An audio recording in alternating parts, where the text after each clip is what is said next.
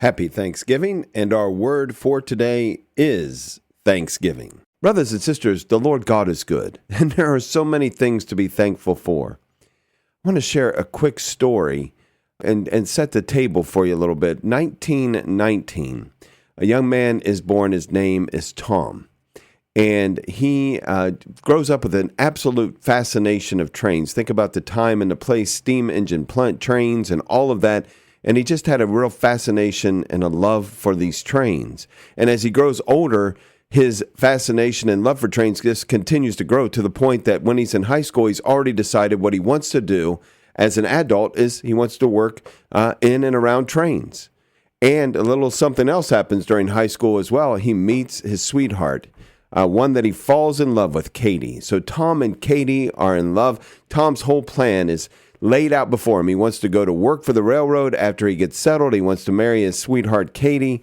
And then a little interruption takes place, a little something called World War II. Tom goes and faithfully serves his country, returns unharmed, and goes to work for the railroad. And after he is settled for a bit, he asks Katie to marry him. They get married, and they are ecstatic. They are very, very happy. They have everything that they had ever hoped to have. Tom has everything that he had planned to have.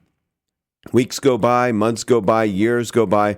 Their love for one another continues to grow, but there's an emptiness in their lives. They've been praying that they might be blessed with a child, but no pregnancy has come. Year 1, year 2, year 3, year 4, 5, 6, 7 years in. They continue to pray, and this emptiness continues to grow.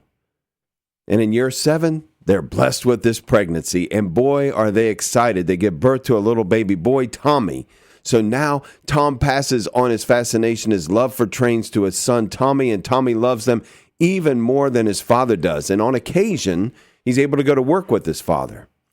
On one of those days, Tom is now running the bridge that passes over the Ohio River, and his job is to raise and lower the bridge to allow ships to go through, boats to go through, and then lower it that passengers may continue safely on the train.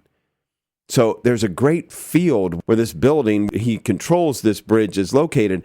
And so Tommy comes out and he plays with him on this field in between him lowering and raising the bridge. And each day at noon, they look forward to noon because that's when the passenger train comes by. And Tommy loves to stand on the platform and wave to all of those who are passing by on that passenger train.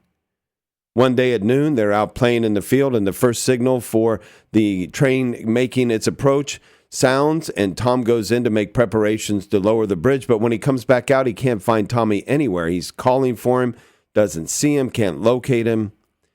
And then the second signal sounds that the approach of the train is imminent. And he goes back in, makes additional preparations, comes back out looking for Tommy, but can't find him anywhere until he finally locates him at the bottom of the ravine, down by the river, and he has his foot stuck in one of the gears of the bridge. And Tom knows he has plenty of time to go down and extract Tommy from there and move him to a place of safety because he won't have time also to come and close the bridge, so there's going to be a catastrophic accident as a result of him going down to move Tommy to safety. He also has enough time to lower the bridge, but he doesn't have enough time to do that and then go down and save Tommy. So if he closes the bridge, he'll be crushing his own son to death. Tom doesn't have long to think because the train is nearby. He makes a decision. He moves himself from the platform into the building, and he lowers the bridge, crushing his own son, Tommy, to death. And he goes out and he stands on that platform where he and Tommy had stood so many times before.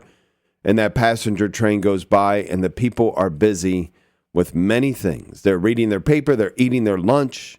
They're conversing with one another. They're napping, completely unaware of what Tom had just done for them. And my question to you is, if there was time and they were able to stop that train down the tracks a bit and the people were told what Tom had done for them, and they had a chance to come back and say something to him, what would they say to him? If they were told later and they were able to write him a letter, what would they write to him? What would they say about him to their family, to their friends later on in their lives? What if we were the people on that train? What would we say to Tom? What would we write to Tom? What would we say about Tom for the rest of our lives? Brothers and sisters, we are the people on that train. And we owe a debt that we cannot pay.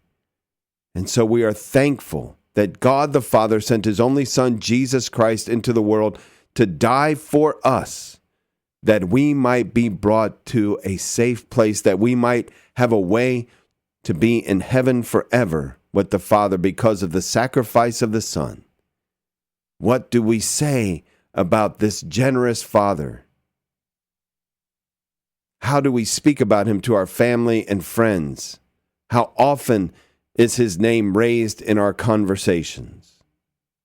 Tom bought the people on that train a period of time in this life, some a year, some 10 years, some 50 years. Jesus, through his sacrificial death, God the Father, by sending Jesus into the world, gave us something far more important, an eternity with him in heaven.